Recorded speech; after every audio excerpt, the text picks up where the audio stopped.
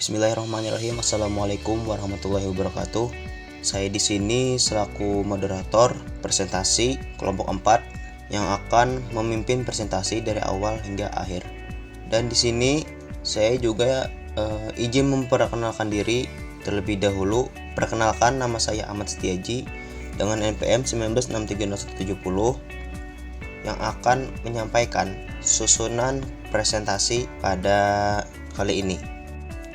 Baik, saya akan memperkenalkan partner kelompok saya.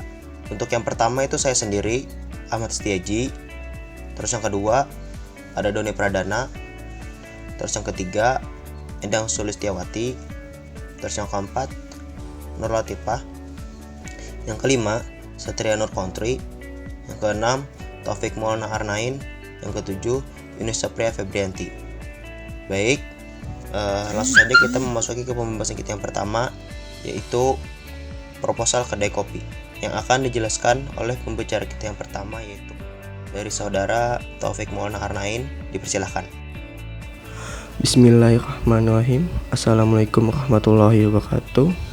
Proposal kedai kopi.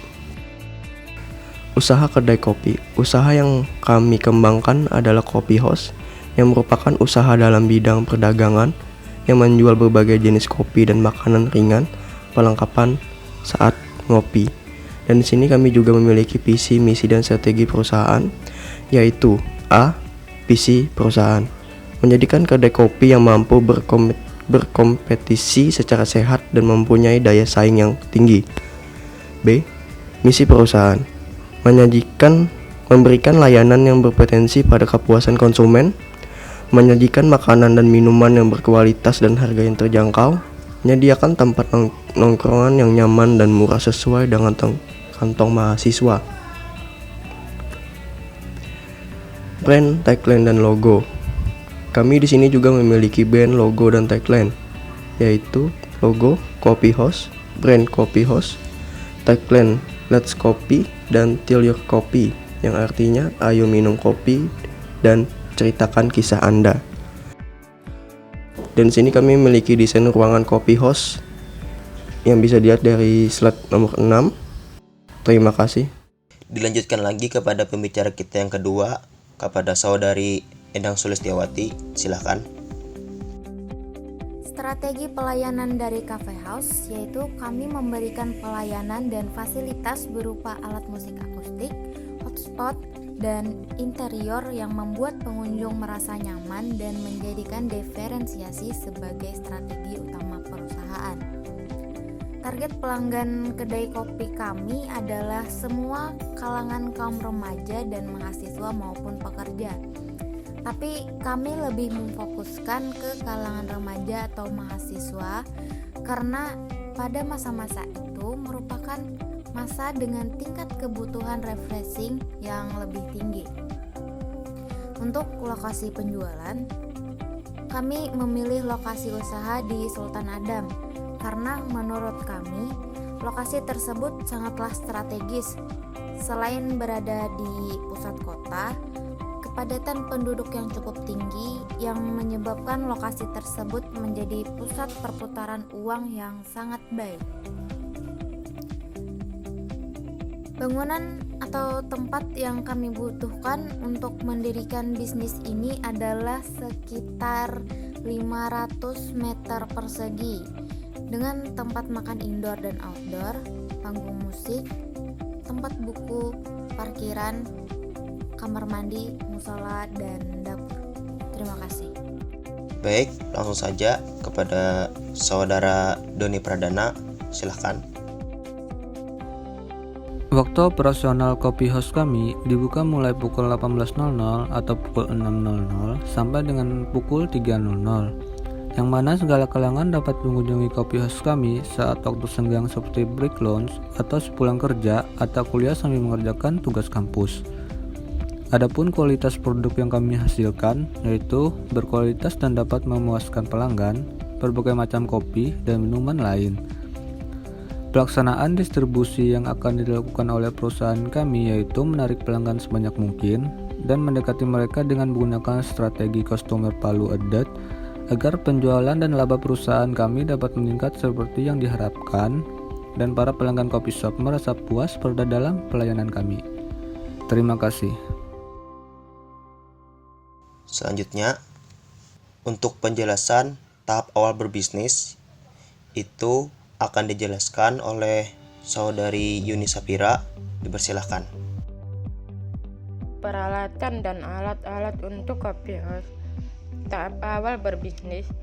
Yang pertama, bahan baku dan wawasan. Menjanjikan lebih banyak jenis kopi dan sebagai pemilik kopi house, ada baiknya kami mendapatkan edukasi mengenai cita rasa dan kompleksitas kopi. Karena penikmat kopi saat ini lebih jeli dalam memilih kopi yang berkualitas. Yang kedua, penetapan harga. Harga yang akan kami tetapkan di Kopi House adalah harga yang dapat dijangkau semua kalangan masyarakat. Setelah kami pertimbangkan dengan sangat matang, kami akan menetapkan harga awal dari produk kami. Yang ketiga, media promosi yang akan kami terapkan di Kopi House yaitu membuat pamflet, banner, dan brosur yang berisikan produk-produk yang akan kami jual dan mendebarkannya di tempat-tempat yang banyak dijangkau oleh masyarakat luas. Memasang iklan di dunia internet khususnya sosmed seperti Facebook, Twitter, Instagram yang banyak diketahui oleh para kaum remaja. Membuat katalog yang berisikan tentang keadaan kopi house dan berbagai macam produk yang ada, dari mulai menu utama sampai menu yang lainnya.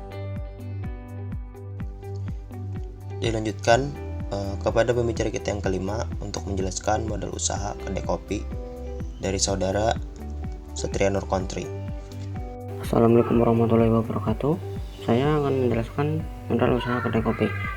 Modal berbisnis, keuntungan dan kerugian. Yang pertama, proyeksi laba rugi. Modal awal 300 juta rupiah. Biaya produksi meliputi bahan baku, bahan penolong, 4 tenaga kerja, BTP. Bahan baku sendiri sebesar 38 juta rupiah, bahan penolong 3 juta rupiah, upah tenaga kerja 74.400.000 rupiah, BDP sebesar 2 juta rupiah, dengan total biaya pokok produksi sebesar 117.400.000 rupiah. Yang kedua, laba kotor. Laba kotor yaitu modal awal dikurangi total biaya pokok produksi. Modal awal 300 juta rupiah dikurangi total biaya pokok produksi sebesar 117.400.000 rupiah, dengan hasil 182.600.000 rupiah. Yang ketiga, biaya umum. Biaya umum terdiri dari biaya reparasi, biaya sewa gedung, biaya sewa mobil, biaya listrik, biaya air, biaya gas. Biaya air sebesar 7 juta rupiah, biaya sewa gedung sebesar 1 juta rupiah, biaya sewa mobil sebesar 2.400.000 rupiah, biaya listrik sebesar 8.800.000 rupiah, biaya air sebesar 5.600.000 rupiah, biaya gas sebesar 5 juta rupiah, dengan total biaya umum yaitu 29.800.000 rupiah. Setelah itu, laba setelah pajak. Laba setelah pajak terdiri dari laba kotor dikurangi total biaya umum. Laba kotor berjumlah 182.600.000 rupiah dikurangi total biaya umum sebesar 29.800.000 rupiah, dengan hasil 152.800.000 rupiah.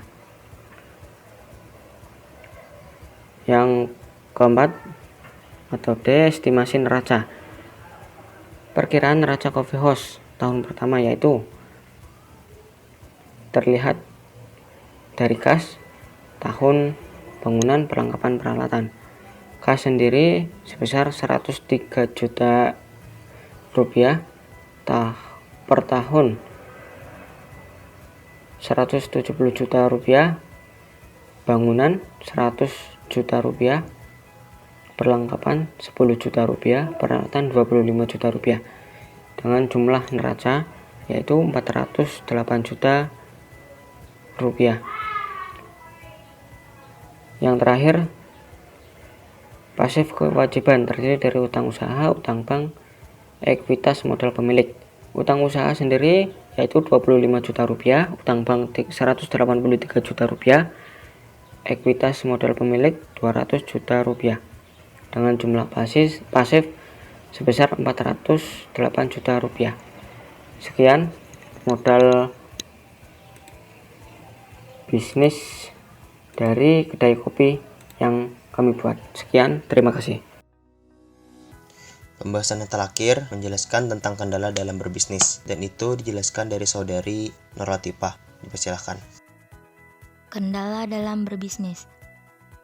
Kendala dan masalah. 1. Threats atau ancaman. Berikut adalah ancaman-ancaman lainnya. Yang pertama, muncul produk baru yang lebih unggul. Yang kedua, kenaikan harga bahan baku karena terbatas. Yang ketiga, adanya kompetitor yang lebih dikenal masyarakat. 2. Masalah yang potensial. Masalah yang potensial bisa terjadi di kafe ini, misalnya sebagai berikut. Yang pertama, adanya komplain dari pengunjung atau pelanggan. Yang kedua, adanya pelayanan yang kurang baik. Yang ketiga, adanya karyawan yang datang telat atau terlambat. 3. Resiko dan hambatan. Resiko yang dapat terjadi antara lain, yang pertama, adanya yang kabur atau tidak membayar. Yang kedua, mengeluarkan modal yang banyak dalam pendirian kafe. Tindakan alternatif. Adapun tindakan-tindakan yang dapat dilakukan agar masalah-masalah resiko dan hambatan tersebut dapat dicegah. Antara lain, yang pertama, berusaha menyajikan menu sesuai pesanan dengan rasa yang sesuai. Yang kedua, memberikan sanksi bagi karyawan yang tidak sopan dan sering terlambat. Yang ketiga, menggunakan jasa resparasi yang murah atau memperkerjakan sendiri orang yang ahli dalam bidang resparasi alat-alat elektronik atau alat kafe atau dapur. Terima kasih. Baik, terima kasih lagi kepada seluruh kawan-kawan yang telah ikut berpartisipasi dalam presentasi kali ini. Dan saya memohon maaf jika ada salah kata dari saya sendiri ataupun kawan-kawan saya. Saya akhiri. Wassalamualaikum warahmatullahi wabarakatuh.